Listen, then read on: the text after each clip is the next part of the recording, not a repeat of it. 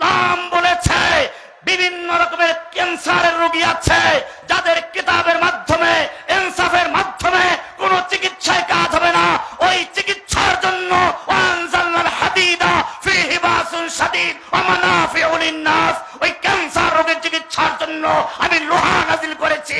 অস্ত্র তৈরি করো, লোহা দিয়ে তলোয়ার তৈরি করো, কেটে ওগুলোকে অপারেশন করে দুনিয়া থেকে বিদায় করে দাও। نستعينه ونستغفره ونؤمن به ونتوكل عليه ونعوذ بالله من شرور أنفسنا ومن سيئات أعمالنا من يهده الله فلا مضل له ومن يضلله فلا هادي له وأشهد أن لا إله إلا الله وحده لا شريك له وأشهد أن محمدا عبده ورسوله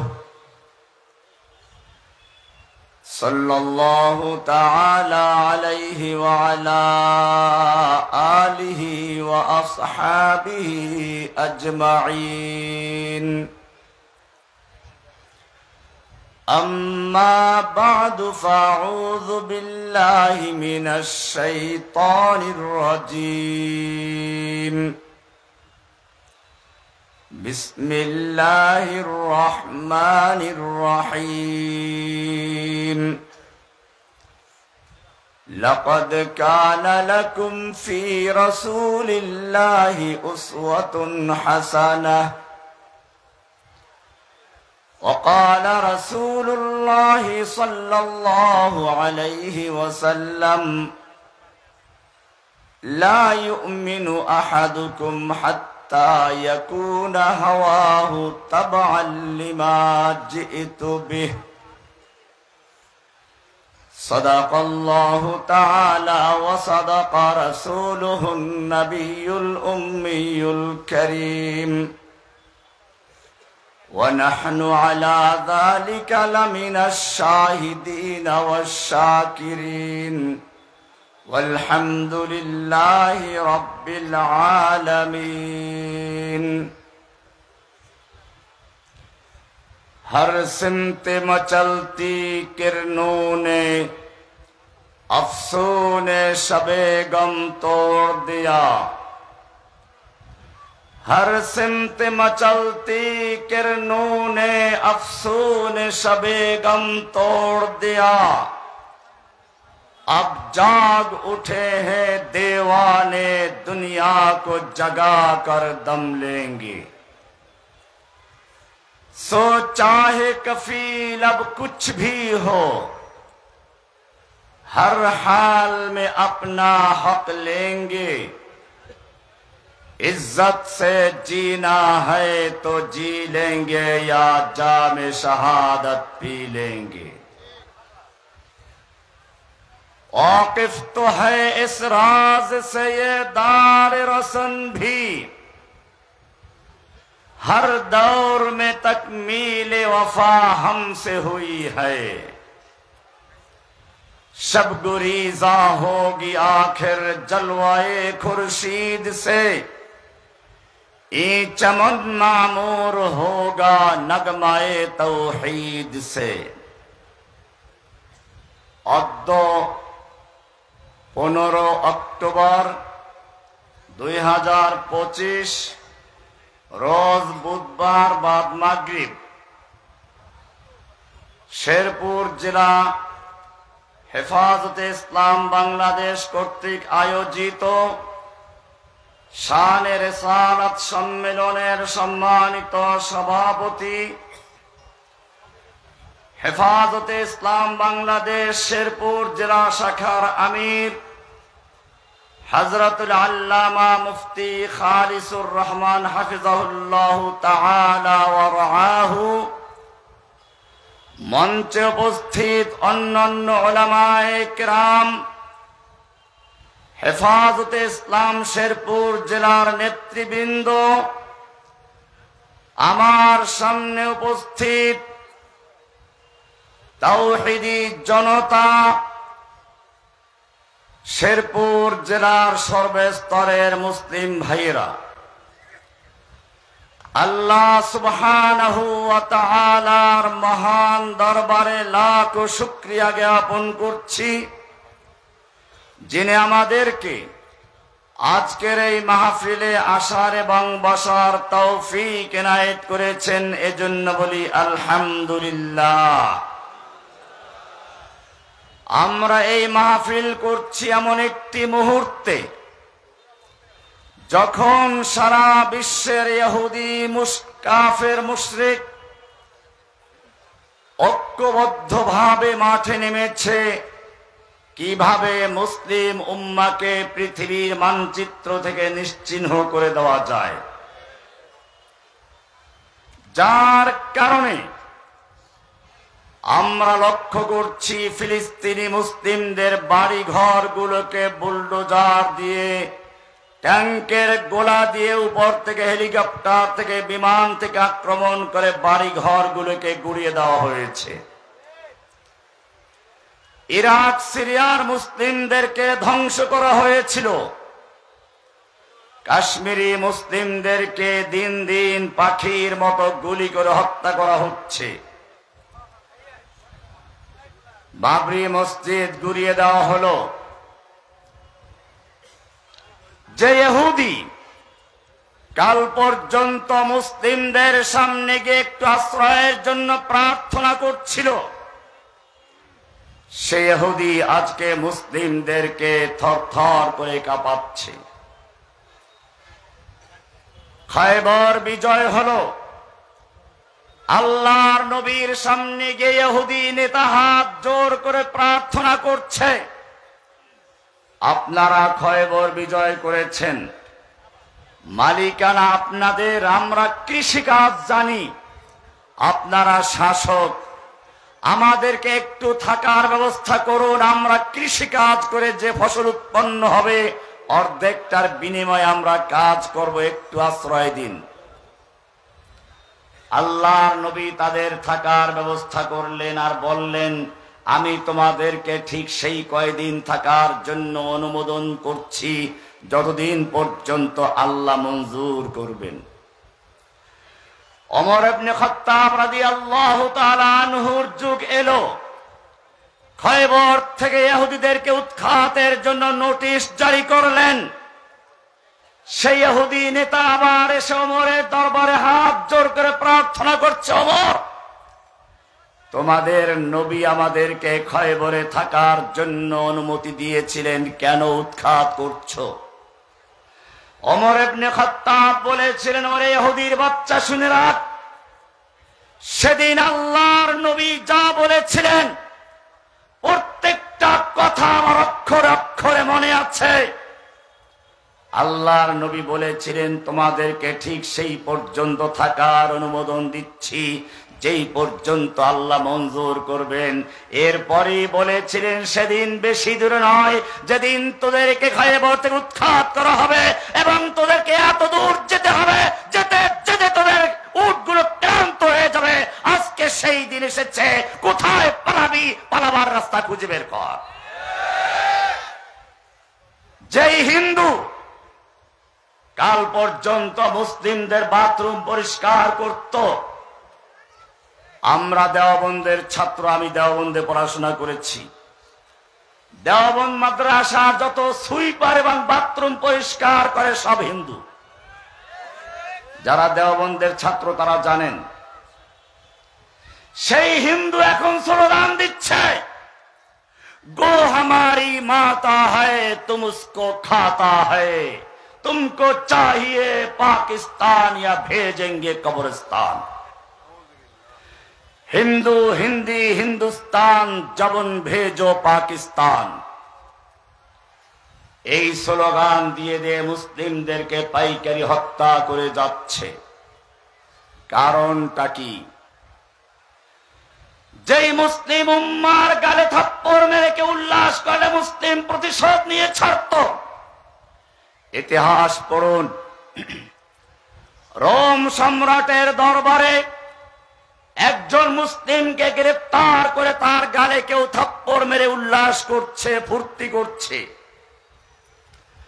মুসলিম চিৎকার মেরে সেখানে বলেছিল, মুসলিমদের খলিফা আমিরে মুআবিয়া রাদিয়াল্লাহু তাআলা আনহু, আমি মুসলিম রোমের দরবারে আমাকে অপমান করা হচ্ছে, ওরা উল্লাস করছে, আল্লাহর কাছে কি জবাব দিবে, তৈরি হয়ে থাকো।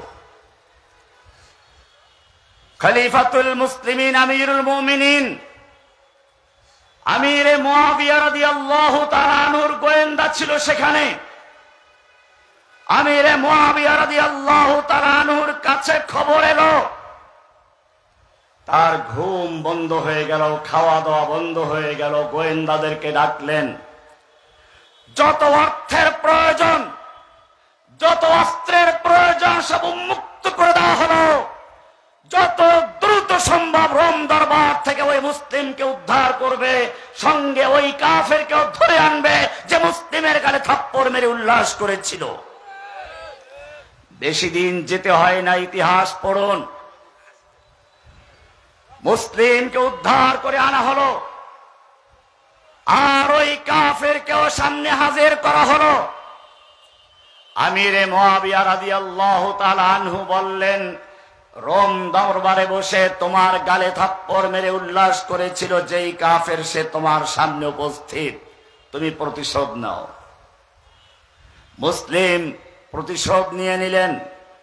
আমিরে মুআবিয়া রাদিয়াল্লাহু তাআলা আনহু বললেন, হে কাফের, আমি তোকে হত্যা করছি না, বরং নিরাপদে রোম দরবারে পৌঁছানোর ব্যবস্থা করছি। রোম সম্রাটকে গিয়ে জানিয়ে দিবি, মুসলিমের গালে থাপ্পড় মেরে কে উল্লাস করলে মুসলিমরা বরদাস্ত করে না, প্রতিশোধ নিয়ে ছাড়ে। সেই প্রতিশোধ নেওয়া হয়েছে। এই বার্তা পৌঁছে দেওয়ার জন্য থেকে রোম সম্রাটের দরবার পর্যন্ত যাওয়ার ব্যবস্থা করছি। আজকে সেই মুসলিমরা চতুর্দিকে মার খাচ্ছে।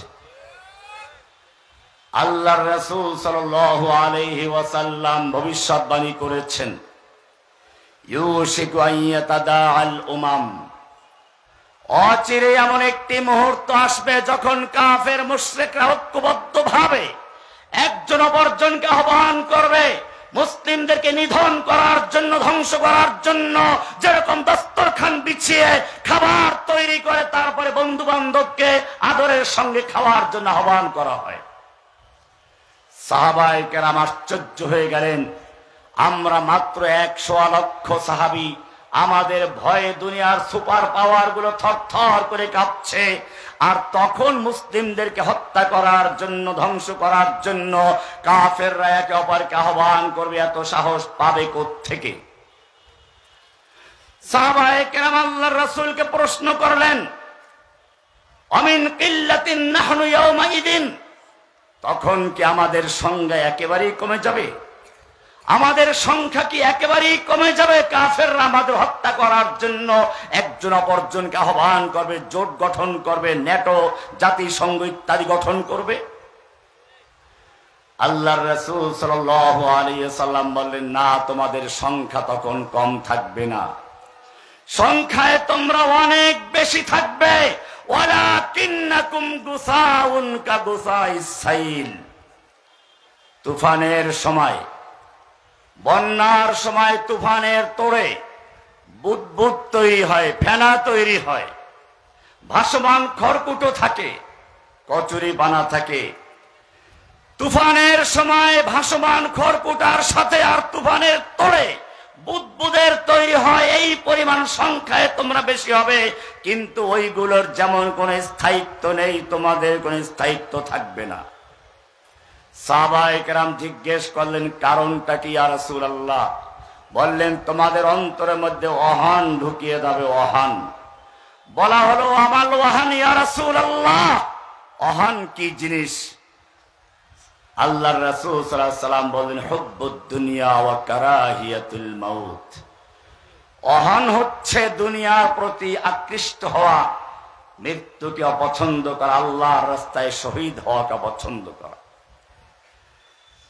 প্রিয় তাওহীদি জনতা, আল্লাহ রাব্বুল আলামিন যখন এই পৃথিবীতে মানুষ সৃষ্টি করার পরিকল্পনা করলেন, আদম আলাইহিস সালামকে সবকিছুর নাম শিক্ষা দিলেন, ফেরেশতাদেরকে শিখালেন না।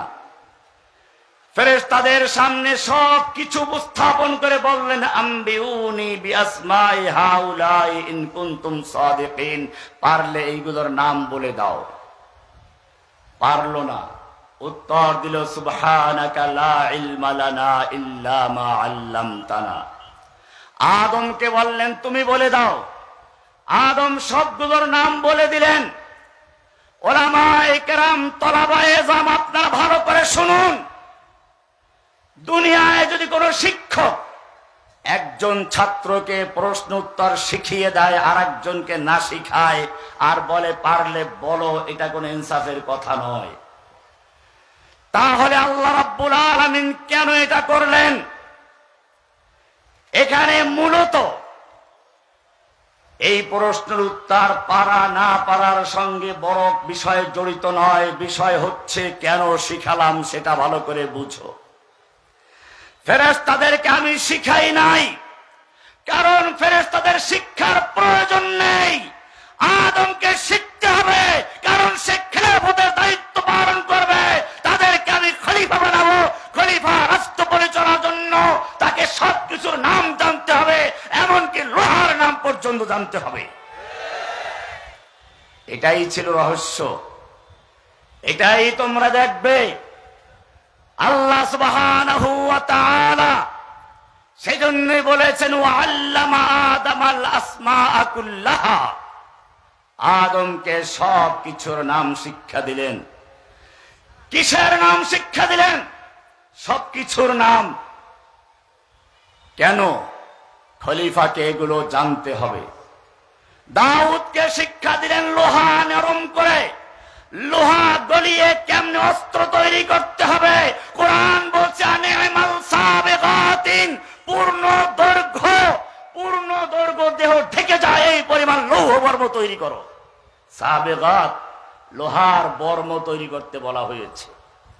ওয়াকাদ্দির ফিস সারদি, লোহার বর্ম আটকানোর জন্য যে কড়াগুলো থাকে ভালো করে আটকাও। ওয়ালান্না লাহুল হাদিদ, লোহা তার জন্য নরম করে দিয়েছে। কোরআনে একটা সূরাই আছে, সূরাতুল হাদিদ। সূরা হাদিদের 25 নম্বর আয়াত ভালো করে দেখুন। ছাত্র ভাইদের জন্য বলছি, শুরুতে বলেছেন, লাকাদ আরসালনা রুসুলানা বিল বায়িনাত, আমি রাসূলদেরকে বায়িনাত, সুস্পষ্ট বিধান সহ প্রেরণ করেছি। ওয়া আনজালনা মাআহুমুল কিতাবা ওয়াল মিজানা লিয়াকুমান নাস বিল কিসত, তাদেরকে কিতাব দিয়েছি, মিজান দিয়েছি, মানুষের মধ্যে ন্যায় ইনসাফ প্রতিষ্ঠার জন্য। কিন্তু সব মানুষ যে সত্যপথে চলবে এটা হবে না। একজন ডাক্তার, একজন রোগী গেল, একটা ফোসকা পড়েছে, ডাক্তার একটা মলম জাতীয় ঔষধ দিল, লাগাও 1 সপ্তাহ পর্যন্ত, পরে রিপোর্ট জানাও।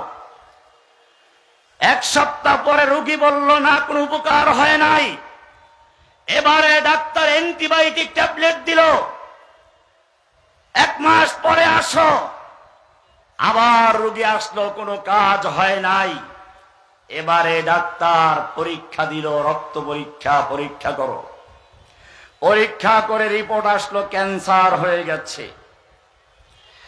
এখন ডাক্তার বলল, আপনার জন্য দুঃসংবাদ আছে, এই অঙ্গটা ক্যান্সার হয়ে গেছে। এই অঙ্গ আপনার দেহে থেকে বিচ্ছিন্ন করতে হবে। বিচ্ছিন্ন না করলে পরে ক্যান্সার গোটা দেহে ছড়িয়ে পড়বে, আপনি আর বাঁচতে পারবেন না। আর এটার জন্য আমাকে 2 লক্ষ টাকা দিতে হবে। বাড়ি যান, গিয়ে টাকা জোগাড় করে নিয়ে আসুন। রোগী বাড়ি গেল, জমি বিক্রি করলো, গরু বিক্রি করলো, 2 লক্ষ টাকা উপস্থিত করলো। এর মধ্য থেকে মসজিদের ইমাম সাহেবকেও দাওয়াত দিয়ে খাওয়ালো, দোয়া করবেন যেন ডাক্তার ভালো করে কাটতে পারে। ডাক্তারকে 2 লক্ষ টাকা হাতে ধরিয়ে দিল, ভালো করে কাটুন। ডাক্তার রোগীটাকে অপারেশন রুমে নিয়ে গেল। ভালো করে কাটার জন্য কেটে অঙ্গটা বিচ্ছিন্ন করে ফেললো। আজ পর্যন্ত দুনিয়ার কোন পাগল প্রশ্ন করে নাই ডাক্তার কেন তার রুমে গিয়ে একজন রোগীকে অপারেশন করে দেহ থেকে একটা অঙ্গ বিচ্ছিন্ন করে ফেলছে, কেন একটা লোকের অঙ্গহানি ঘটাচ্ছে। এরকম প্রতিবাদ কেউ করে না, কারণ সকলেই জানে এই অঙ্গটা কাটার মধ্যেই রোগীর কল্যাণ রয়েছে। এই ক্যান্সার যুক্ত অঙ্গটা কেটে বিচ্ছিন্ন করার মাধ্যমেই অন্য বাকি অংশ বাঁচানোর সম্ভাবনা রয়েছে। এই জন্য অঙ্গ কেটে ফেলতে হবে, ডাক্তারকে পয়সা দেওয়া হয়। ঠিক তেমনি ভাবে ডাক্তার যেরকম একজন রোগীর দেহ নিয়ে চিন্তা করে, ইসলামের দৃষ্টিতে গোটা দুনিয়া একটা দেহ সমতুল্য।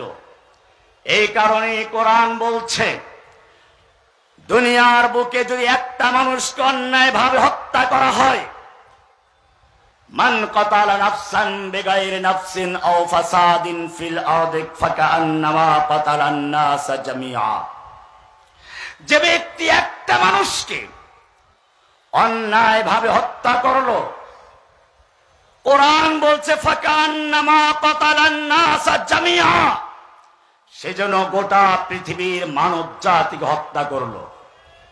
ওয়ামান আহইয়াহা, পক্ষান্তরে যেই ব্যক্তি অন্যায় হত্যার হাত থেকে একটা মানুষকে বাঁচালো, ফাকান্নামা আহইয়ান নাস জামিআ, সেজন্য গোটা পৃথিবীর মানুষকে বাঁচালো।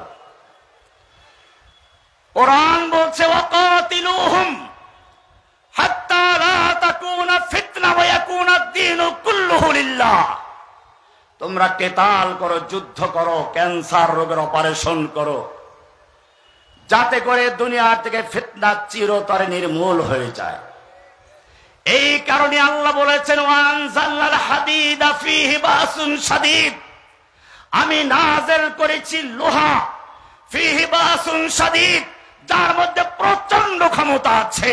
শুধু তীর তরবারি দিয়ে নয়, এর মাধ্যমে ট্যাঙ্ক তৈরি হবে, এর মাধ্যমে ক্ষেপণাস্ত্র তৈরি হবে, এর মাধ্যমে পারমাণবিক বোমা তৈরি হবে।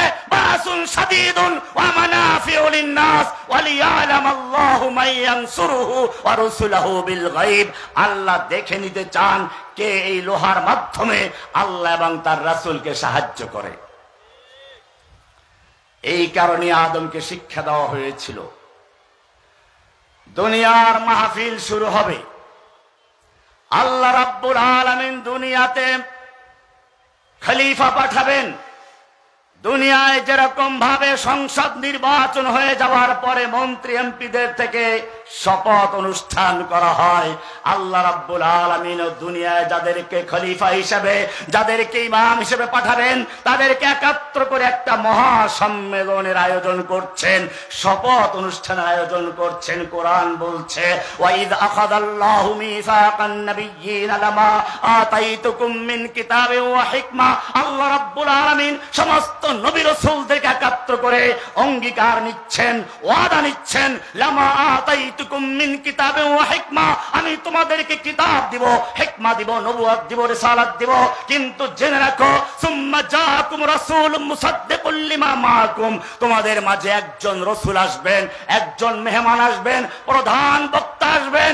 সেই মেহমান যখন আসবেন, লা তুমিনুন্না বিহি ওয়া লা তানসুরুন্নাহু, তখন তোমাদের কাজ হবে তোমাদের নবুয়ত, তোমাদের রিসালাত বাদ দিয়ে সেই নবীর প্রতি ঈমান আনা, তাকে সাহায্য করা। লা তুমিনুন্না বিহি ওয়া লা তানসুরুন্নাহু, সেই নবীর প্রতি ঈমান আনবে, তাকে সাহায্য করবে। এটা এরকম বড় বড় পোস্টার করা হয় মাহফিলের। এই মাহফিলের পোস্টারে হেডলাইনে একটা বড় নাম থাকে, প্রধান বক্তা। মাহফিল যখন শুরু হয়ে যায়, নিচের দিক থেকে ছোট ছোট বক্তারা আসতে শুরু করে, আর সকলেই প্রধান বক্তার কথা আলোচনা করে যান।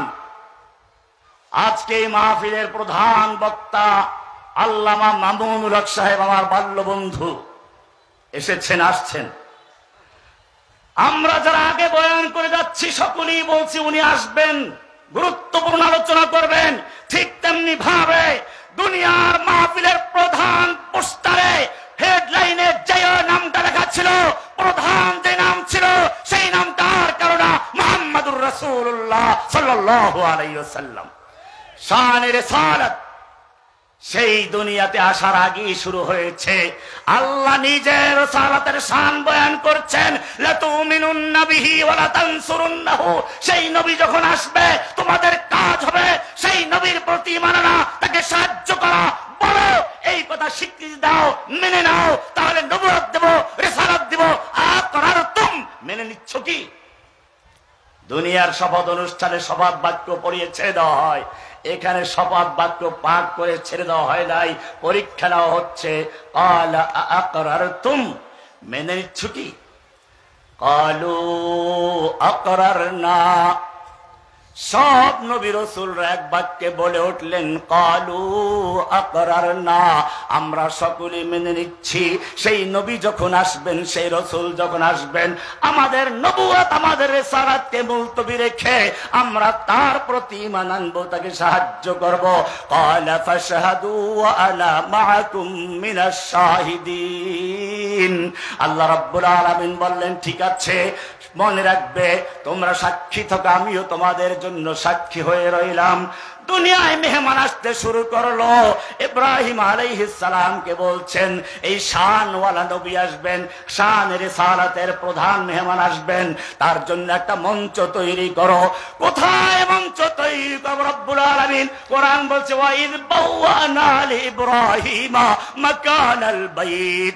প্রধান মেহমান আসবেন, তার শান কি তা কি জানো?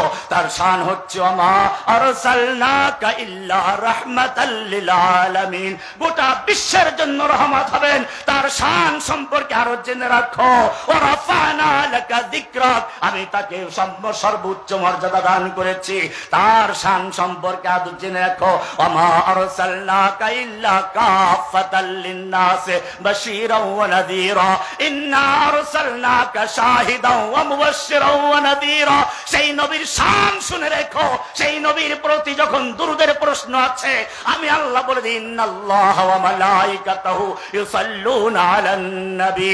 সেই নবী সম্পর্কে যদি কেউ জিজ্ঞেস করতে চায় চেহারা কেমন, ক্বাদ জাআকুম মিনাল্লাহি নূরুন ওয়া কিতাবুম মুবিন। সেই নবীর সিনা সম্পর্কে বলো, আলাম নাশরাহ লাকা সাদরাক। সেই নবীর চাদর সম্পর্কে জিজ্ঞেস করো, ইয়া আইয়ুহাল মুদ্দাসসির। সেই নবীর কম্বল সম্পর্কে বলো, ইয়া আইয়ুহাল মুজাম্মিল। সেই নবীর শান সম্পর্কে যদি জানতে চাও, নবী যখন রাস্তা দিয়ে চলে তার উপর দিয়ে মেঘ ছায়া দেয়, নবী যখন পেশাব করতে যায় সামনে খোলা মাঠ, আড়াল করার জায়গা নেই, খেজুর গাছ দৌড়ে এসে আড়াল করে দেয়। সেই নবীর শান শুনে রেখো। যখন নবীর সামনে কেউ জোরে কথা বলে, ওহী নাযিল হয়ে যায়, ইয়া আইয়ুহাল্লাযীনা আমানু লা তারফাউ আসওয়াতাকুম ফাওকা সাওতিন নবী ওয়া লা তাজহারু লাহু বিল কওলি কাজহারি বাযিকুম লিবায। নবীর শানে কেউ, নবীর সামনে কেউ জোরে কথা বলবি না। এমনটা যদি করিস, তোর জীবনের যত নামাজ, রোজা, হজ, যাকাত, তাসবিহ, তাহলিল, জিহাদ, কিতাল বলো, সব বরবাদ হয়ে যাবে। এমনটা করবি না। খবরদার, খবরদার। নবীকে তোমরা ডাকাডাকি করতে গিয়ে সাংবাদিক বলবে না। নবী সংবাদ দেন, ঠিক আছে, কিন্তু নবী সাংবাদিক নন। খবরদার, লা তাজআলু দুআর রাসূল কাদুআই বাযিকুম লিবাদ। তোমরা যেমন একজন অপরজনকে ডাকো, নবীকে ওই সব নাম দিয়ে ডাকবে না। খবরদার। দেখো না আল্লাহ কি সুন্দর নামে ডেকেছেন, ইয়া আইয়ুহান নাবিয়্যু, ইয়া আইয়ুহার রাসূল, ইয়া আইয়ুহাল মুজাম্মিল, ইয়া আইয়ুহাল মুদ্দাসসির। এই নবীর শান তুমি আরো জেনে রাখো। নবী কোরআন মুখস্থ করছেন আর ঠোঁট নেড়ে চেড়ে মুখস্থ করছেন। ওহী নাযিল হয়ে গেল, লা তুহাররিক বিহি লিসানাকা লিতাজালা বিহি ইন্না আলাইনা জামাহু ওয়া কুরআনা। এই নবী, খবরদার, ঠোঁট নাড়াচাড়া করে মুখস্থ করার কোনো প্রয়োজন নেই। কোরআন মুখস্থ করার জন্য আপনার কষ্ট করে ঠোঁট নাড়াচাড়া করার কোনো প্রয়োজন নেই। ইন্না আলাইনা জামাহু ওয়া কুরআনা। গোটা কোরআনকে নূর বানিয়ে আপনার সিনায় জমা করে দেওয়ার দায়িত্ব আল্লাহ নিজে গ্রহণ করে নিয়েছে। সেই নবীর মর্যাদা শুনো, যেই নবীর ওয়ারাফা'না লাকা যিকরাক, শানের সালাত শুনে রেখো। সেই নবী তাহাজ্জুদ পড়তে উঠছেন, আল্লাহ বলছেন নবী সারা রাত্র ইবাদত করার কোনো প্রয়োজন নেই। কুমিল লাইলা ইল্লা কালিলা, রাত্রে জাগরণ করুন তবে কিছুক্ষণ ঘুমান। নিসফাহু আবিল কুসমিনহু কালিলা আও জিদ আলাইহি ওয়ারাত্তিলিল কুরআন তারতিলা। তার মানে হচ্ছে আপনি যেমন সারা রাত্র ইবাদত করলে খুশি হন, আমি আল্লাহ আপনাকে কিছুক্ষণ ঘুমান্ত দেখলেও খুশি হয়ে যায়। শুধু এ পর্যন্তই নয়, এই নবী, যেই নবী সম্পর্কে আল্লাহ সুবহানাহু ওয়া তাআলা অঙ্গীকার নিচ্ছেন, আজকে অনেকের কাছে বিষয়টি স্পষ্ট নয়। ওয়াহাদাতুল আদিয়ান নামে একটা আন্দোলন শুরু হয়েছে। সকল ধর্মকে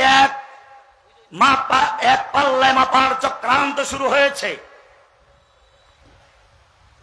তিরমিজির হাদিস পড়ুন, আল্লাহর নবী সাল্লাল্লাহু আলাইহি ওয়াসাল্লাম সাহাবায়ে কেরামদের নিয়ে বসে আছেন। ওমর রাদিয়াল্লাহু তাআলা আনহু তাওরাতের একটা খণ্ড নিয়ে আসলেন। বললেন, ইয়া রাসূলুল্লাহ, তাওরাতে আমরা অনেক ভালো কিছু পাই, কিছু লিখে রাখবো কি? এই বলে তিনি তাওরাত পাঠ করতে শুরু করলেন। আল্লাহর নবীর চেহারার দিকে লক্ষ্য করছেন না। আবু বকর রাদিয়াল্লাহু তাআলা আনহু বলে উঠলেন, ফাকিলাতকা সাওয়াকিল ইয়া ওমর, ওমর তুই যদি মরে যেতিস, ওমর তুই যদি মরে যেতিস, ওমর তুই যদি মরে যেতিস। ওমর তাকালেন, কি করলাম? তুমি কি আল্লাহর নবীর চেহারার দিকে লক্ষ্য করছো না?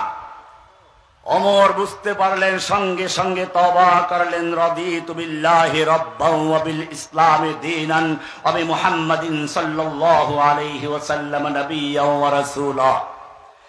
এবারে আল্লাহর নবী কি বলছেন ভালো করে শুনুন।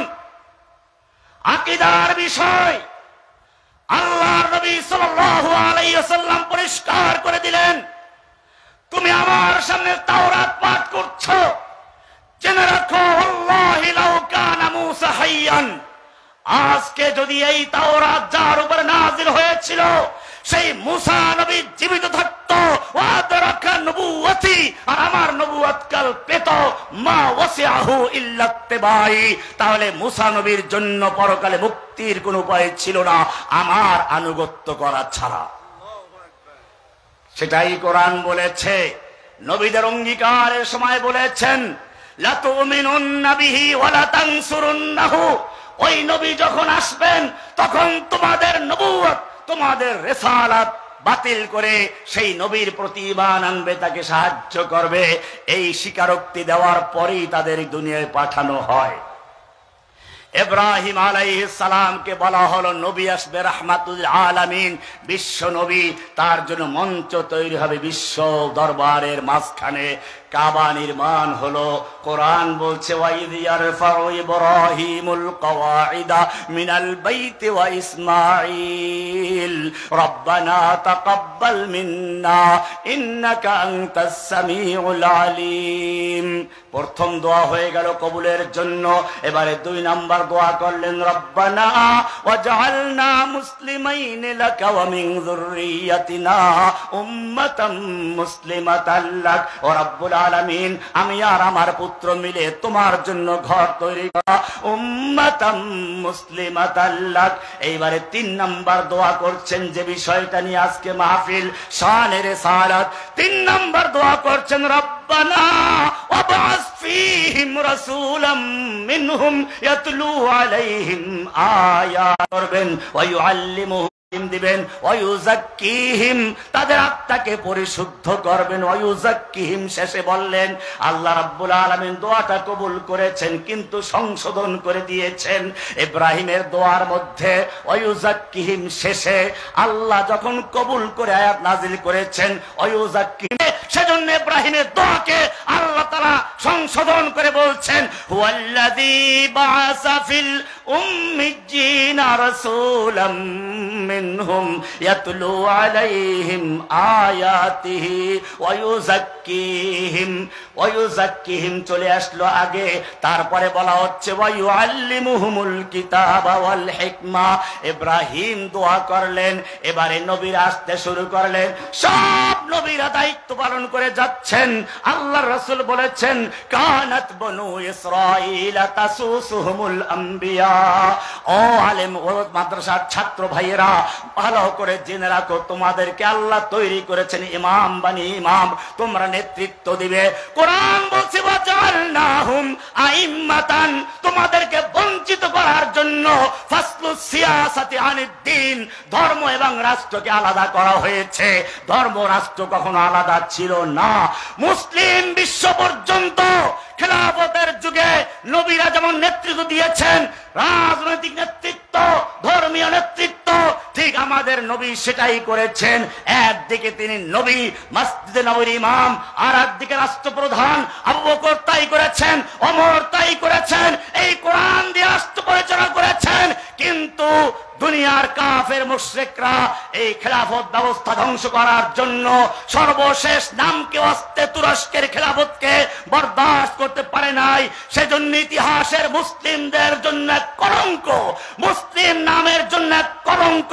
মুস্তাফা কামাল পাশার মাধ্যমে খেলাফতের সর্বশেষ কবিরে পেরে ঠুকে দিয়ে গণতন্ত্রের মাধ্যমে ইসলামকে বিলুপ্ত করা হয় এবং স্লোগান তৈরি করা হয়, রাজনীতি আলাদা, ধর্ম আলাদা, ধর্ম থাকবে মসজিদে, রাজনীতি চালাবে অন্যরা। এই ফাসলুস সিয়াসাতের দ্বীনের থিওরি পেশ করা হয়। ভাইয়েরা আমার, আল্লাহর নবী সাল্লাল্লাহু আলাইহি ওয়াসাল্লাম বলেছেন, কানাত বনু ইসরাঈলা তাসুসুহুমুল আম্বিয়া, বনি ইসরাঈলদের রাজনৈতিক সিয়াসত, তাসুসুহুমুল আম্বিয়া, রাজনৈতিক এবং ধর্মীয় নেতৃত্ব দিতেন নবীগণ। কুল্লামা হালাকা নবিয়্যুন, যখনই কোন একজন নবী মারা যেতেন, খালাফাহু নবিয়্যুন আখার, তার জায়গায় আরেকজন নবী চলে আসতেন। কিন্তু জেনে রাখো, ওয়া আনা খাতামুন নবিয়্যিন লা নবিয়্যা বাদি, আমি সর্বশেষ নবী, আমার পরে কোন নবী আসবে না। নবী আসতে শুরু করলেন, দুনিয়ার মাহফিল জমে গেছে। এবারে প্রধান মেহমান আসার সময় একেবারে কাছে এসে গেছে। তার আগের মেহমান এসে গেছেন, তিনি বলছেন, ইয়া বনি ইসরাঈল ইন্নী রাসূলুল্লাহি ইলাইকুম মুসাদ্দিকাল লিমা বাইনা ইয়াদাইয়া মিনাত তাওরাতি ওয়া মুবাশশিরা। ও বনি ইসরাইল, ভালো করে শুনে রেখো, আমি আমার পূর্বের কিতাব তাওরাতের স্বীকৃতি দিচ্ছি, সত্যায়ন করছি। আর শুনে রেখো, অমুবাশশিরাম বিরাসূল, আমি একজন রাসূলের সুসংবাদ দিচ্ছি। ইয়াতি মিন বাদি, যিনি আমার পরে আসবে, ইসমুহু আহমদ, তার নাম কি? আহমদ। গোলাম মাহমুদ কাদিয়ানী বলে, পাইছি সুযোগ, আমার নাম তো আহমদ। ইয়াতি মিন বাদি ইসমুহু আহমদ, আমার পরে একজন নবী আসবেন, তার নাম আহমদ। আমাদের নবীজির নাম আসমানে আহমদ, জমিনে মুহাম্মদ। আহমদ মানে হচ্ছে সর্বাধিক প্রশংসাকারী। তার মানে আল্লাহর প্রশংসা গাছে করে, মাছে করে, পশু পক্ষী করে, ফেরেশতারা করে, জিনেরা করে, সমস্ত প্রশংসা একাত্ম করে যা হয়, সবচেয়ে বেশি প্রশংসাকারী হচ্ছেন আহমদ। সেজন্য আসমানে আমাদের নবীর নাম কি? আহমদ। দুনিয়াতে আমাদের নবীর নাম মুহাম্মদ। কেন? মুহাম্মদ মানে হচ্ছে প্রশংসিত। তার মানে দুনিয়াতে যত মানুষের প্রশংসা করা হবে, তার মধ্যে সবচেয়ে বেশি প্রশংসা হবে মুহাম্মদুর রাসূলুল্লাহ সাল্লাল্লাহু আলাইহি ওয়াসাল্লামের। আহমদ এবং মুহাম্মদ, লা ইলাহা ইল্লাল্লাহ, যতগুলো অক্ষর আছে, কোন অক্ষরে নুক্তা নাই। আরবিতে দুই রকম অক্ষর রয়েছে, নুক্তা ওয়ালা, নুক্তা ছাড়া। আল্লাহর নামের মধ্যে যেমন কোন নুক্তা নেই, আহমদ এবং মুহাম্মদ নামের মধ্যেও কোন নুক্তা নেই।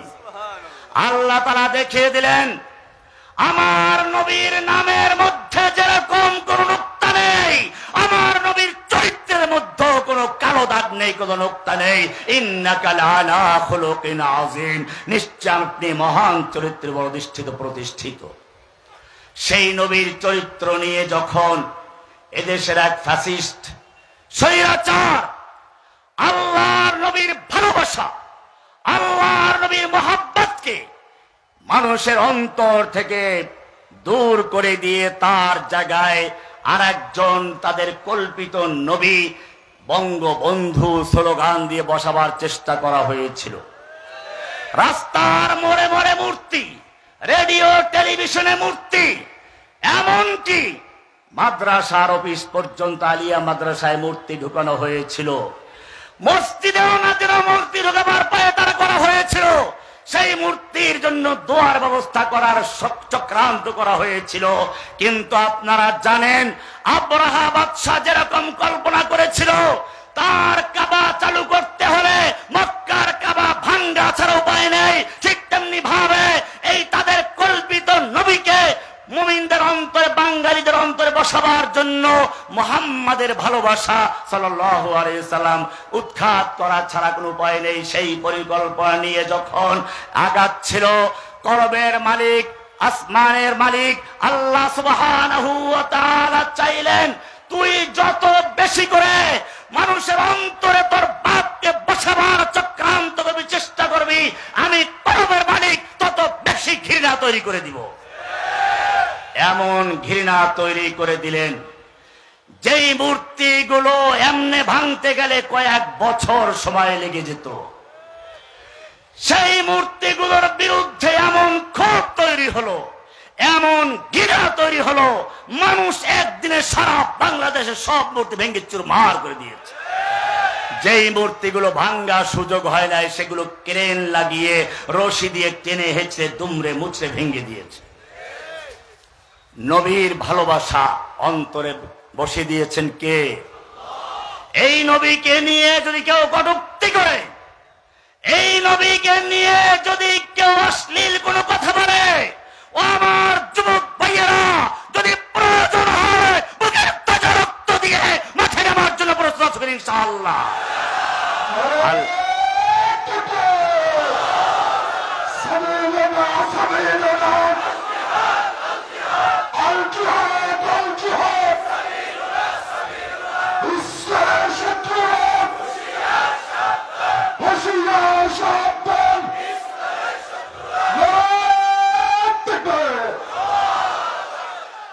বিশ্ব নবী এসে গেছেন, মঞ্চ তৈরি হয়ে গেছে। 3 বছর পর্যন্ত গোপনে গোপনে দাঁড়িয়ে আর কামকে মাদ্রাসা বানিয়ে দাওয়াত পরিচালনা করছেন।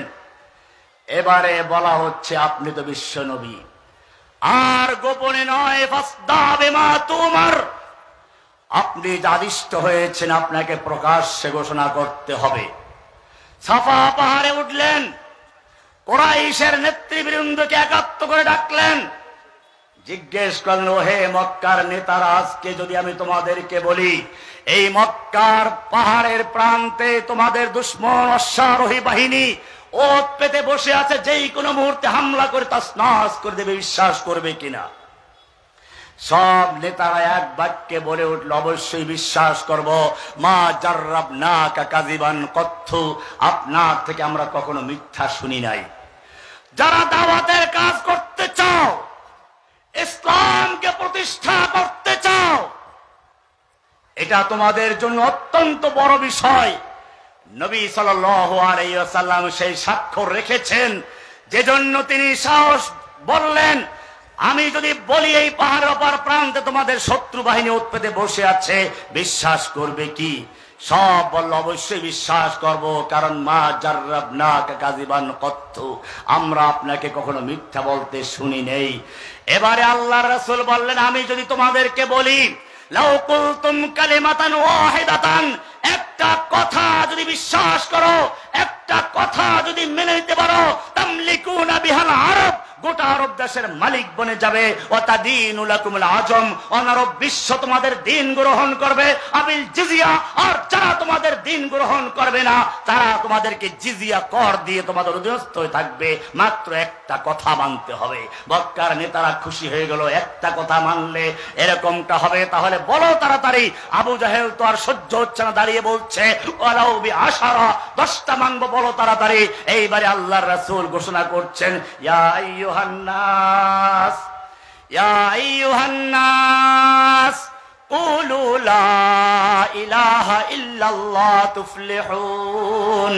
ও বিশ্ববাসী, এখন শুধু মক্কার লোকদের নয়, ইয়া আইয়ুহান নাস, দুনিয়ার কিয়ামত পর্যন্ত যত মানুষ দুনিয়ার আসবে সমস্ত মানুষকে আহ্বান করে বলছেন, ইয়া আইয়ুহান নাস কুলু লা ইলাহা ইল্লাল্লাহ।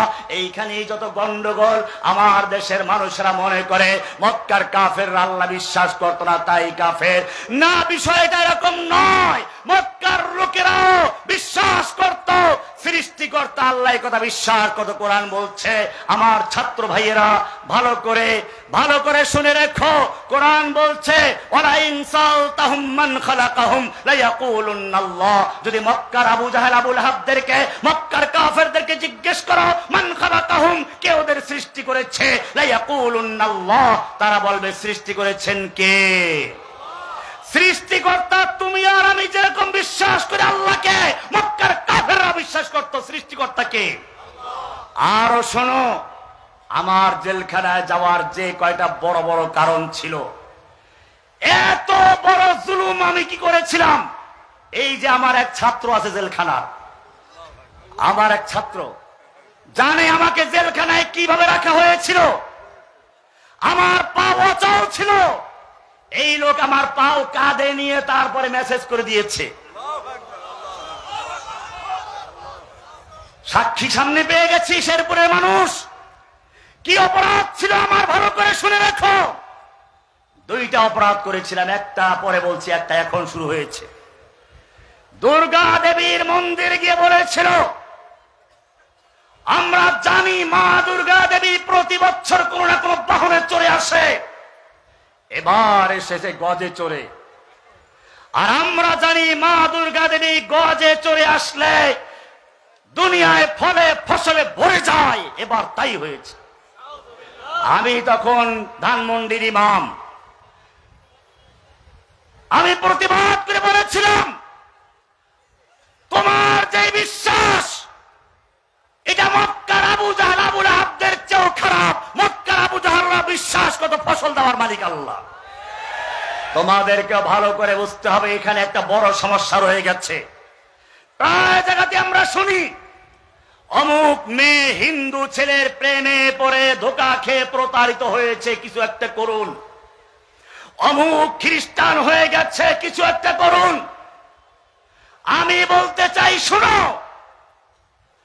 যেই ঈমান অরিসূত্রে প্রাপ্ত, যে ঈমান পরিবেশের কারণে অর্জিত, মা বাপ মুসলমান, দেশটা মুসলমান, পরিবেশ মুসলমান, সেই ঈমান পরিবেশের কারণে চেঞ্জ হয়ে যায়।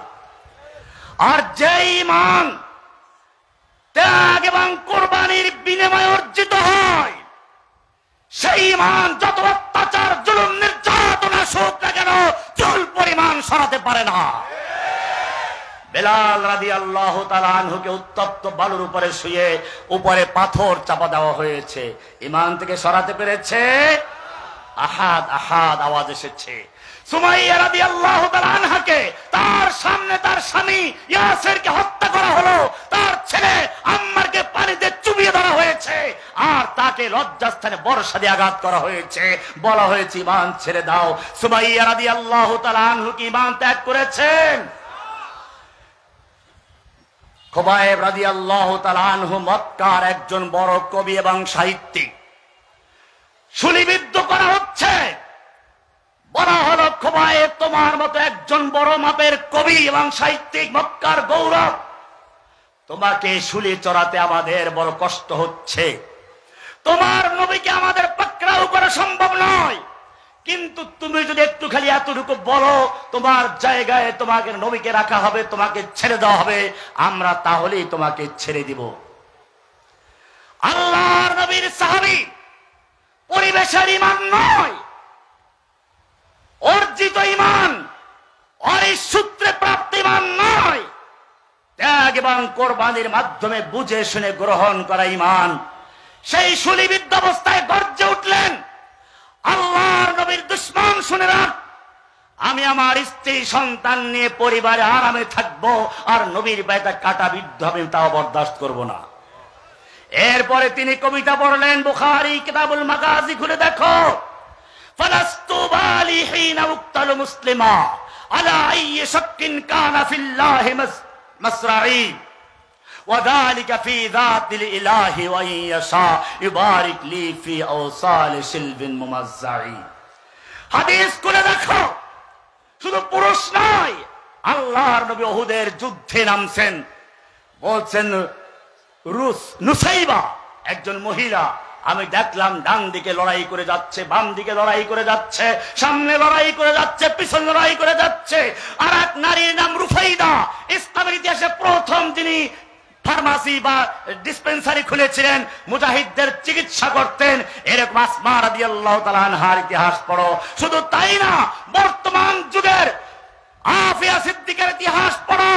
আমেরিকা তাকে নির্যাতন করে করে এত বড় হাফেজে কোরআন, অনেকগুলো ডক্টরেট ডিগ্রিধারী সেই মহিলা আমেরিকা নির্যাতন করে করে দুর্বল করে ফেলেছে।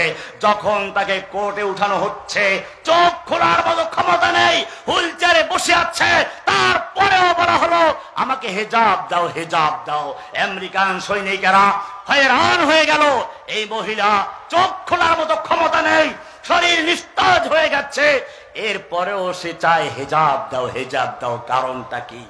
তাদের মধ্যেই কেউ একজন বলল, তোমরা আফিয়া সিদ্দিকাকে নির্যাতন করে করে তার শরীরকে দুর্বল করতে পেরেছ, আফিয়া সিদ্দিকার ঈমানকে দুর্বল করতে পারো নাই।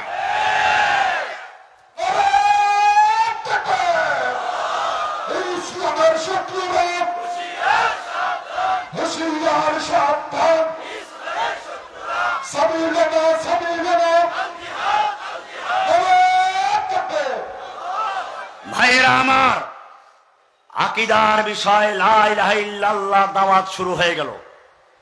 মক্কার কাফের বুঝতে পেরেছে এটা শুধু একটা কালেমা নয়, একটা বাক্য নয়, এই বাক্যের মধ্যে রয়েছে লা ইলাহা। লা মানে নেই, ইলাহা মানে কোন মাবুদ যার আনুগত্য করা যায়, যার হুকুম মানা যায়, ব্যক্তি জীবনে, পারিবারিক জীবনে, সামাজিক জীবনে, রাষ্ট্রীয় জীবনে, আন্তর্জাতিক জীবনে, কোন জায়গায়, ব্যাংকে, আদালতে কারো কোনো বিধান চলবে না, কারো হুকুম চলবে না, আনুগত্য চলবে না। লা ইলাহা মানে উৎখাত করে দিয়ে ইল্লাল্লাহ মানে শুধু একজনকে করবে, আল্লাহ। কাকে মানতে হবে? তারা বুঝতে পেরেছে লা ইলাহার মানে হচ্ছে আমাদের মক্কার 360 মূর্তি বিসর্জন দিতে হবে। লা ইলাহার মানে হচ্ছে দারুন নদওয়াতে আর কোন আইন চলবে, পাশ হবে না। লা ইলাহার মানে হচ্ছে আমাদের কোন মন্দর আইন কানুন চলবে না। লা ইলাহা সব বাতিল করে দিয়ে ইল্লাল্লাহ শুধু হুকুম চলবে কার? এটা বুঝতে পেরেছিল তারা। এজন্য কোরআনের সূরা সাদের 5 নম্বর আয়াত দেখুন তারা কি প্রতিবাদ করেছিল। তারা বলল আজাল আলিহাতা ইলাহান ওয়াহিদা ইন্না হাযা লাশাইউন উজাব। সর্বনাশ করে দিয়েছে সে সমস্ত দেবদেবী, সমস্ত 360 মূর্তি যদি সব বাতিল করে দিয়ে এক আল্লাহ কেন্দ্রিক আমাদেরকে এক আল্লাহর মধ্যে জমা করে দিল। এরপরে আরো বলল আইন্না লাতারিকু আলিহাতিনা লিশাইরিন মাজনুন। আমরা আমাদের সব দেবদেবীকে তরক করে দিয়ে, বর্জন করে, উৎখাত করে শুধু একজনকে মানব, লা ইলাহা ইল্লাল্লাহ। একজন পাগল কবির কথায় আমরা এটা মেনে নিব? পাগল হয়ে গেল। মনে রাখতে হবে, আল্লাহর নবী এখানে পরিষ্কার করে দিলে। আমি বলছিলাম এই বাংলাদেশের সেই স্বৈরাচারিণী, তার ঈমান যা ছিল মক্কার কাফেরদের ঈমানের চেয়ে ভালো ছিল। আমি দলিল দিচ্ছি, কোরআন বলছে ওয়ালা ইন সালতাহুম মান খালাকাস সামাওয়াতি ওয়াল আরদ। তুমি যদি ওই মক্কার আবু জাহেল, আবু লাহাবদেরকে জিজ্ঞেস করো কে সৃষ্টি করেছে আসমান, কে জমিন, ওয়ালা ইন সালতাহুম মান খালাকাস সামাওয়াতি ওয়াল আরদ ওয়া সাখখারাশ শামসা ওয়াল কমার। চন্দ্র সূর্য তোমাদের অধীনস্থ করে দিয়েছেন কে? লা ইয়াকুলুনাল্লাহ। তারা বলবে সব করেছেন কে? ওয়ালা ইন সালতাহুম মান নাযালা মিনাস সামা ইমান। হে নবী, আপনি যদি ওই মক্কার কাফেরদেরকে, আবু জাহেল, আবু লাহাবদেরকে জিজ্ঞেস করেন মান নাযালা মিনাস সামায়ে মান, কে আসমান থেকে পানি বর্ষণ করে, ফাহিয়া বিহিল আরদা মিন বাদি মাউতিহা, ওই পানির মাধ্যমে মৃত্যু জমিনকে, শুকিয়ে চৌচির হয়ে যাওয়া জমিনকে আবার জীবিত করে ফসল উৎপন্ন করার দায়িত্ব, ফসল উৎপন্ন করেন কে? লা ইয়াকুলুনাল্লাহ। মক্কার কাফেররা বলবে ফসল উৎপন্ন করায় কে? পরিষ্কার হয়ে গেল।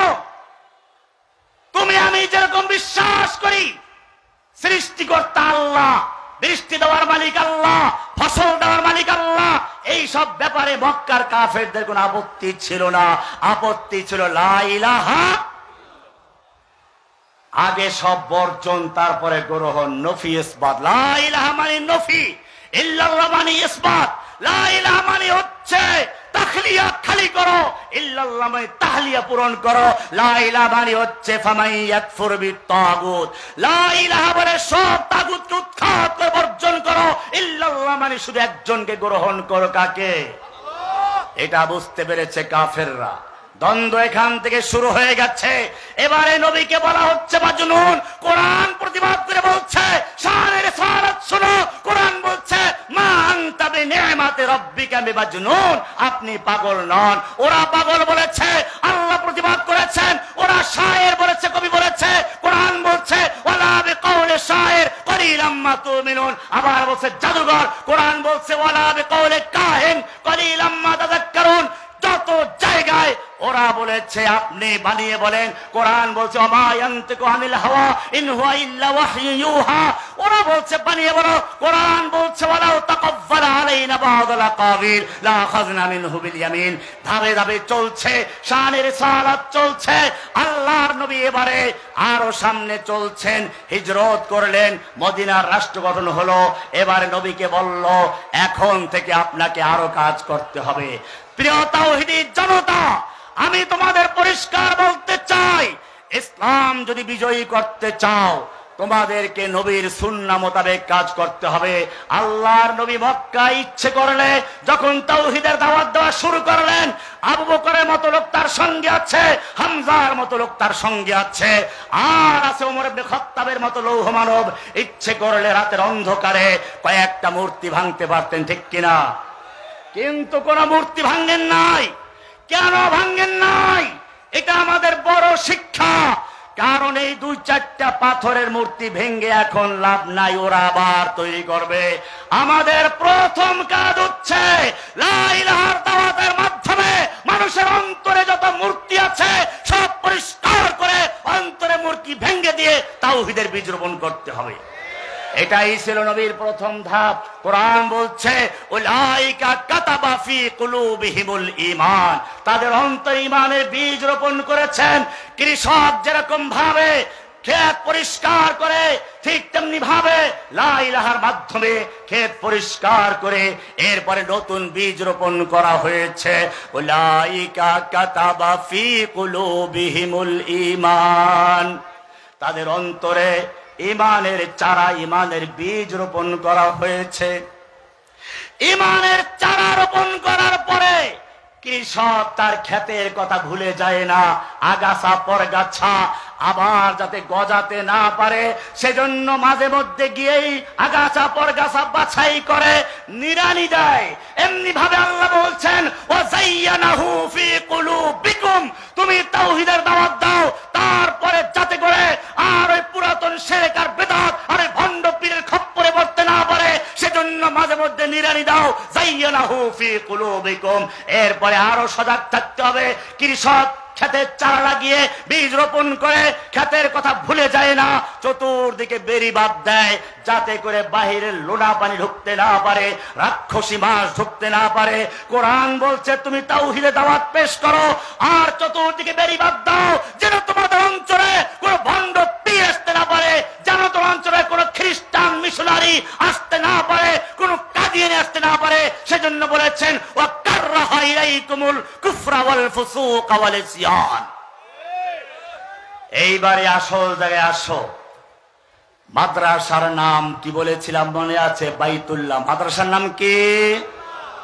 মাদ্রাসার নাম কি? মাদ্রাসার প্রতিষ্ঠাতার নাম কি? ইব্রাহিম খলিলুল্লাহ ইসমাইল জবিহুল্লাহ। মাদ্রাসার নিসাবে তালিম কিতাবুল্লাহ কালামুল্লাহ। মাদ্রাসার ছাত্রদের নাম দিয়েছেন উলাইকা হিজবুল্লাহ। উলাইকা হিজবুল্লাহ। ইলাহুল আলামিন যেই মাদ্রাসার নাম হচ্ছে বাইতুল্লাহ, মাদ্রাসার নাম কি? মাদ্রাসার নিসাবে তালিম কি? কিতাবুল্লাহ কালামুল্লাহ। মাদ্রাসার প্রতিষ্ঠার নাম কি? জবিহুল্লাহ খলিলুল্লাহ। মাদ্রাসার নাম বাইতুল্লাহ। এবারে মাদ্রাসার শিক্ষকের নাম হচ্ছে মুহাম্মাদুর রাসূলুল্লাহ, ছাত্রদের নাম হচ্ছে উলাইকা হিজবুল্লাহ। এইবারে মাদ্রাসার ছাত্রদের পরীক্ষার প্রয়োজন আছে। পরীক্ষা ছাড়া স্বর্ণ যদি সুন্দরী নারীর গলার হার হতে চায়, তাকে আগুনে পোড়া খেতে হয়, হাতুড়ির বাড়ি খেতে হয়, তারপরে সুন্দরী নারীর গলায় ঝুলতে পারে। ও মুসলমান, তুমি যদি সত্যিকার অর্থে তাওহীদের বাণী অর্জন করে থাকো, তাওহীদের ইমাম হতে চাও, তাহলে আল্লাহ বলছেন উলাইকাল্লাযীনা ইমতাহানাল্লাহ, উলাইকাল্লাযীনা ইমতাহানাল্লাহ। যেই মাদ্রাসার নাম হচ্ছে বাইতুল্লাহ, যেই মাদ্রাসার ছাত্রদের নাম হিজবুল্লাহ, যেই মাদ্রাসার প্রতিষ্ঠাতা খলিলুল্লাহ জবিহুল্লাহ, যেই মাদ্রাসার নিসাবে তালিম কিতাবুল্লাহ কালামুল্লাহ, যেই মাদ্রাসার শিক্ষক স্বয়ং মুহাম্মাদুর রাসূলুল্লাহ, এই মাদ্রাসার ছাত্রদেরকে পরীক্ষা করার মতো দুনিয়ার কোনো শিক্ষক নেই। তা আল্লাহ নিজে বলেছেন উলাইকাল্লাযীনা ইমতাহানাল্লাহ। আল্লাহ নিজে পরীক্ষা করেছেন। রব্বুল আলামিন পরীক্ষা কোথায় করেছো? পরীক্ষা কি কোন এসি রুমে করেছো, না কোন বিশ্ববিদ্যালয় হলে করেছো? বলেন না না, আমার নবীর ছাত্রদের পরীক্ষা করেছি বদরে, পরীক্ষা করেছি হুনাইনে, পরীক্ষা করেছি উহুদে, পরীক্ষা করেছি মওতায়, পরীক্ষা করেছি ইয়ারমুকে, পরীক্ষা করেছি তবুকে। উলাইকাল্লাযীনা ইমতাহানাল্লাহ। যুদ্ধের ময়দানে পরীক্ষা হচ্ছে, যুবক এসে বলছে ইয়া রাসূলুল্লাহ, এই আমার যৌবন, এই আমার শক্তি, এই আমার বাহু, এই আমার সুন্দর চেহারা, আমি যদি যুদ্ধ করতে করতে আল্লাহর রাস্তায় শহীদ হয়ে যাই, আমার জন্য কি মর্যাদা রয়েছে, আমি কি পুরস্কার পাবো? আল্লাহর রাসূল জানিয়ে দিলেন উলাইকাল্লাযীনা ইমতাহানাল্লাহ, ইন্নাল্লাহা আশতারা মিনাল মুমিনিনা আনফুসাহুম ওয়া আমওয়ালাহুম বিআন্না লাহুমুল জান্নাহ। ও যুবক, তুমি কি জানো না আল্লাহ তাআলা মুমিনদের জান এবং মাল ক্রয় করে নিয়েছেন জান্নাতের বিনিময়ে? কিসের বিনিময়ে? বেচা কিনার জন্য মাদ্রাসার ছাত্ররা শুনে রেখো, চারটা জিনিস দরকার। কয়টা জিনিস দরকার? একটা ক্রেতা, একজন বিক্রেতা, একটা পণ্য, একটা মূল্য। কয়টা হলো? ক্রেতার কাছে জিনিসের গুরুত্ব বেশি, তাই সে কিনে নেয়। বিক্রেতার কাছে মূল্য নাই, প্রয়োজন নাই, তাই সে বিক্রি করে টাকা নেয়। আল্লাহ বলছেন ইন্নাল্লাহা আশতারা, নিশ্চয় আল্লাহ তাআলা ক্রয় করেছেন। ক্রেতা হচ্ছেন কে? ক্রেতা হচ্ছেন কে? এইবারে বিক্রেতার প্রয়োজন। আল্লাহ বলছেন মিনাল মুমিনিন, মুমিনদের থেকে ক্রয় করেছেন, কোন বেদাতীর থেকে নয়, কোন মুশরিকের থেকে নয়। মিনাল মুমিনিন, মুমিনদের থেকে ক্রয় করেছেন। এবারে কি ক্রয় করেছেন? আল্লাহ বলছেন আনফুসাহুম ওয়া আমওয়ালাহুম, মুমিনদের জান এবং মাল ক্রয় করেছেন। কিসের বিনিময়ে ক্রয় করেছো? আল্লাহ বলছেন বিআন্না লাহুমুল জান্নাহ, জান্নাতের বিনিময়ে ক্রয় করেছেন। কিসের বিনিময়ে? এই পর্যন্ত বললে কোনো সমস্যা নাই, তারপরে সমস্যা হয়ে গেছে। সবাই বলে আল্লাহ তাআলা মুমিনদের জান মাল ক্রয় করেছেন জান্নাতের বিনিময়ে, কোনো সমস্যা নেই। কিন্তু যদি সামনের অংশ পড়া হয়, এবারে বলো হস্তান্তর করতে হবে। তুমি বিক্রয় করেছো, আল্লাহ ক্রয় করেছেন, আল্লাহ মালিক হয়ে গেছেন, তুমি হস্তান্তর করে দাও। ও রব্বুল আলামিন, আমি তোমার কাছে জান মাল বিক্রয় করেছি, কিভাবে হস্তান্তর করতে পারি তুমি বলে দাও না। কোরআন বলছে ইউকাতিলুনা ফি সাবিলিল্লাহ, ইউকাতিলুনা ফি সাবিলিল্লাহ, তারা আল্লাহর রাস্তায় কিতাল করে, যুদ্ধ করে, মারামারি করে। বুঝা গেল মারামারি আছে, কি আছে? ইউকাতিলুনা ফি সাবিলিল্লাহ, তারা আল্লাহর রাস্তায় কিতাল করে, যুদ্ধ করে। ফায়াকতুলুনা ওয়া ইউকতালুন, তারা মারে আর মরে। কি করে? আগে মারে, তারপরে কি করে? ফায়াকতুলুনা ওয়া ইউকতালুন। এইবারে চিন্তা করলো ঠকলাম কিনা। বাজারে মাল নিয়ে যাচ্ছে, বাজারের মুখে ফরিয়ারা জোর করে কিনে রেখে দেয়। চিন্তা করে বুড়া মানুষটা ঠকলাম কিনা, ঠকলাম কিনা, জমিন কিনলাম ভেজাল আছে কিনা। তুমি জমিনের ভেজাল দূর করার জন্য 3টা পার্চা তালাশ করো।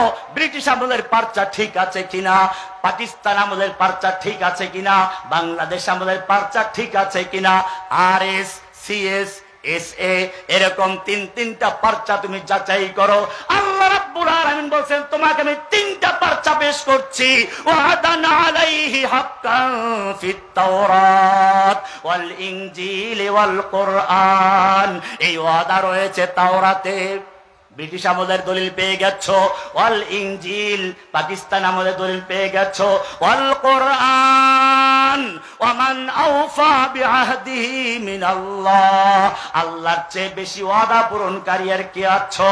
ফাস্তাবশিরু বিবাইইকুমুল্লাযী বায়াতুম বিহি। সুতরাং তোমরা আল্লাহর সঙ্গে যে ব্যবসা করেছো, আল্লাহর সঙ্গে যে তিজারত করেছো, যে বেচা কিনা করেছে, ঠগো নাই, আল্লাহ তোমাদের প্রতি খুশি হবেন। ফাস্তাবশিরু বিবাইইকুমুল্লাযী বায়াতুম বিহি ওয়া যালিকা হুয়াল ফাওজুল আযীম। তবে জেনে রাখো আল্লাহ কোনো পচা মাল কেনেন না, কোনো বেদাতির মাল কেনেন না।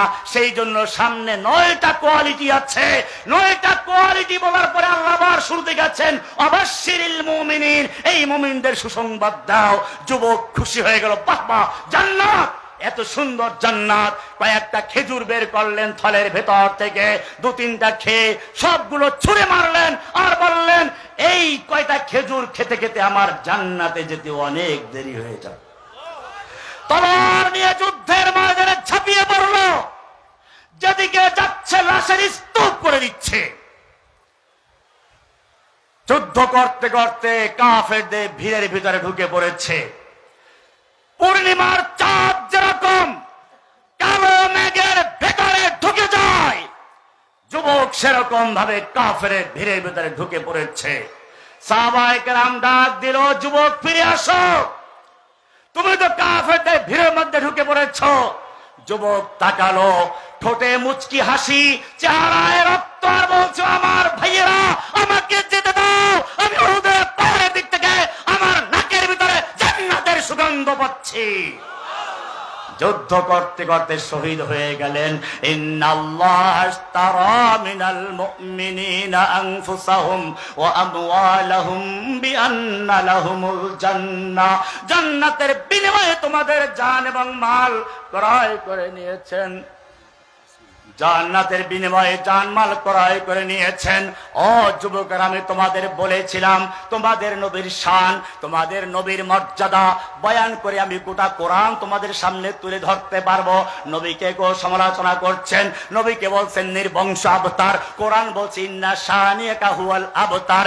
নবীকে বলছে সে বানাইয়া কথা বলে, কোরআন বলছে ওমা ইয়ানতিকু আনিল হাওয়া। নবীকে বলা হচ্ছে আপনার শান মান তো আমরা ধুলে মিশাত করে দিব। আল্লাহ বলেন ওয়ারাফা'না লাকা যিকরাক।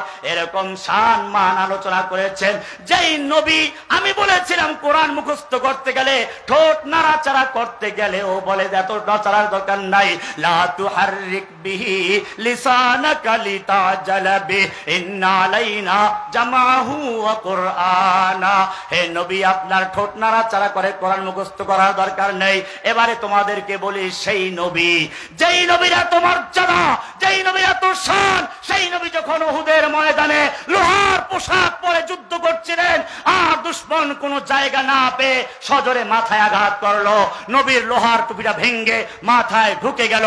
আল্লাহ তারা দেখতে পাচ্ছিলেন কিনা? আল্লাহর ফিরাবার ক্ষমতা ছিল কিনা? ফিরিয়েছিলেন কিনা? এই নবী যখন তায়েফের ময়দানে মার খাচ্ছিলেন, আল্লাহর ফিরাবার ক্ষমতা ছিল কিনা? ফিরিয়েছিলেন কিনা? ফিরান নাই। এখন যদি আজকের এই শেরপুর জেলার হেফাজত ইসলামের আমির আর আমি একাত্রে যাচ্ছি, ওনার এলাকায় আমি মার খাচ্ছি, অথবা আমার এই হযরত আলী ভাই আমার জেলখানার ছাত্র, আপনার এলাকার লোক, জেলখানে আমার অনেক খেদমত করেছে, নিজের হাতে আমার পা মেসেজ করে দিয়েছে, আবার মাঝে মধ্যে দেখে যে খাওয়ান কম হয়ে গেছে, আস্ত মুরগি পাকাই দিত আর মাঝে মধ্যে। যাই হোক, আমি বলছিলাম এই যে এত অত্যাচার নির্যাতন নবীর উপরে হলো, নবীকে এত মারলো, আল্লাহ দেখতে পাচ্ছিলেন কিনা? ফিরাবার ক্ষমতা ছিল কিনা? আমাকে যদি মারে ওনাদের ফিরাবার ক্ষমতা আছে, না ফিরায় খাতিল থাকবে? আল্লাহ তারা কেন ফিরান নাই? আল্লাহর কি ক্ষমতা ছিল না? অবশ্যই ছিল। তাহলে কেন ফিরান নাই? খাতির নষ্ট হয়ে গেছিল? কোরআন তা বলছে না, অদ্দুহা ওয়াল লাইলি ইযা সাজা মা ওয়াদ্দাকা রাব্বুকা আপনাকে আপনার রব ছেড়েও দেন নাই, আপনার প্রতি অসন্তুষ্ট হন নাই, বলে তাহলে আমাকে এত মারলো তুমি কেন ফিরাও নাই? কোরআন বলছে আম হাসিবতুম আন তাদখুলুল জান্নাহ ওয়ালাম্মা ইয়াতিকুম মাসালুল লাযিনা খালাউ মিন ক্বাবলিকুম মাসাতুমুল বাসাউ ওয়াদ-দাররাউ ওয়া যুলজিলু হাত্তা ইয়াকুলার রাসূলু ওয়াল্লাযিনা আমানু মাআহু মাতা নাসরুল্লাহ। আমি আর তরজমা করছি না। এই নবী নিজে জান কুরবান করেছেন। একজন ওসমানকে হত্যা করা হয়েছে, খবর আসলো, নবী সাহাবীদেরকে ডাক দিলেন, ইয়া সাবা শাজারা, ও গাছের নিচে অবস্থানকারী সাহাবীরা বেরিয়ে আসো, আমার ওসমানকে হত্যা করা হয়েছে, খবর এসেছে। নবী হাত বিছিয়ে দিলেন, আমার হাতে হাত থেকে বায়াত করো, এই মর্মে বায়াত করো, হয়তো ওসমান হত্যা বদলা নিতে গিয়ে আমরা সকলে শহীদ হয়ে যাব, নতুবা মক্কা বিজয় করে ছাড়বো, আমরা কেউ ফিরে যাব না। কে কে রাজি আছো? 1400 সাহাবায়ে কেরাম সবাই নবীর হাতে হাত রেখে বায়াত করলেন। বায়াতের খবর মক্কায় চলে গেল, মক্কার লোকদের কলিজায় জালজালা শুরু হয়ে গেল। মাঝে মধ্যে দেখেন না গুজব ছড়ায়, এই ঢুকে পড়বে চট করে, আর যখন দেশের তাওহীদি জনতা আবার একাত্র হয় তখন আস্তে গুটিয়ে যায়। এটা নতুন কিছু নয়। মক্কার কাফেররাও একটা গুজব ছড়িয়ে দিল, ওসমানকে হত্যা করা হয়েছে, দেখি প্রতিক্রিয়া কি হয়। বেশি প্রতিক্রিয়া না হলে এইটা মোক্ষম সুযোগ। মুহাম্মদ সাল্লাল্লাহু আলাইহি ওয়াসাল্লাম নিজে তার সঙ্গে আনসার মুহাজিরদের সব ক্রিমগুলো আমাদের বাড়ির পাশে এসে গেছে, একেবারে মোক্ষম হত্যা করে শেষ করে দেয়। কিন্তু আল্লাহর নবী বায়াত নিলেন, সাহাবায়ে কেরাম এবারে বায়াত করে কবিতা বলতে লাগলেন, নাহানুল্লাযীনা বায়াউ মুহাম্মাদা, নাহানুল্লাযীনা বায়াউ মুহাম্মাদা আলাল জিহাদ মা বাকিনা আবাদা। এই বায়াতের খবর মক্কায় চলে গেল, মক্কার কাফেরদের কলিজায় জালজালা শুরু হয়ে গেল। ওসমানকে এনে বলল, না না, আমরা তো তাকে হত্যা করি নাই, ভুল কথা, গুজব, এটা মিথ্যা কথা। এই মুসলমান শুধুমাত্র মক্কার কাফেরদের কলিজায় না, এই বায়াতের খবর চলে গেছে সাত আসমান ভেদ করে, লৌহ কলম ছেদ করে, আর শাদিমের মালিক পর্যন্ত আরশ থেকে বলছে, লাকাদ রাদিয়াল্লাহু আনিল মুমিনিনা ইয ইউবাইউনাকা তাহতাশ শাজারা।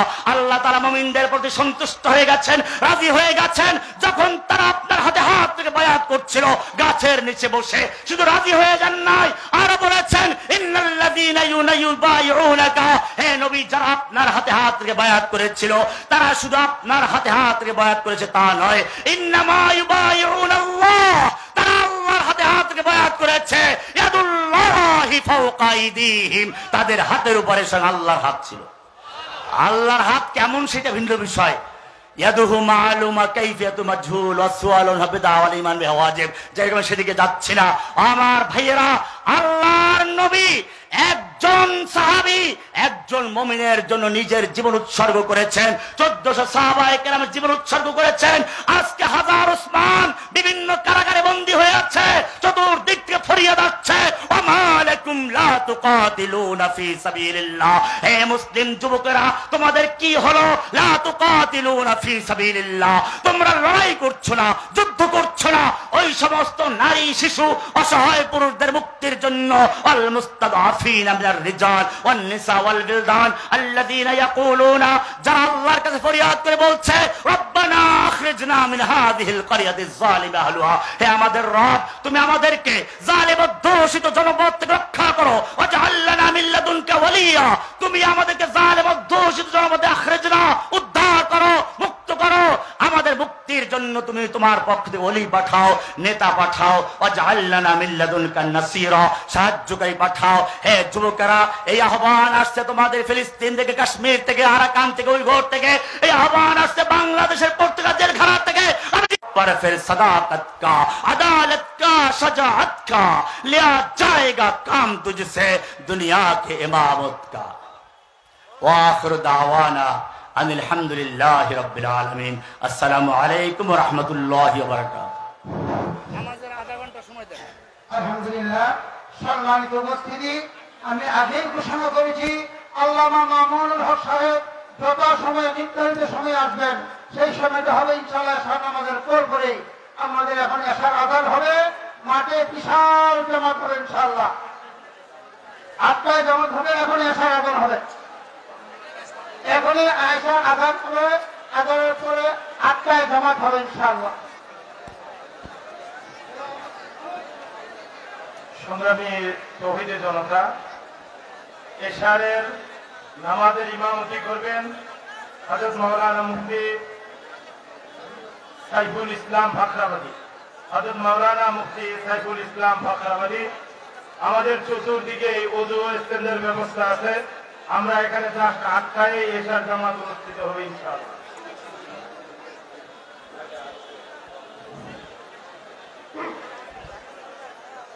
আল্লাহু আকবার।